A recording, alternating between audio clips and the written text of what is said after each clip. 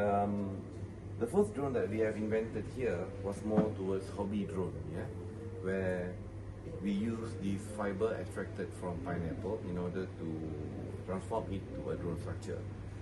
The unique of these structures which is made from drone is that it is lightweight, durable compared to the current material that have been used like carbon fiber and also fiberglass. Secondly, if there's any sort of accident or crash happen to the drone, especially for the first one I'm showing you here, which is the hobby drone, still we can do the patches, or we can repair the structure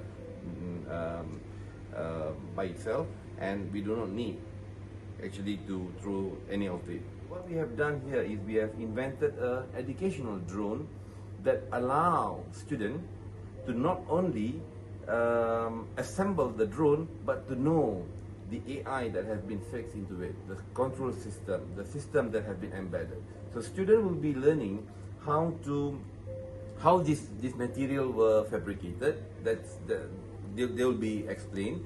Secondly, they will be assembling each and every part of the drone, from the structure to the component, electronic component, and later they will also be trained on how to fly a drone.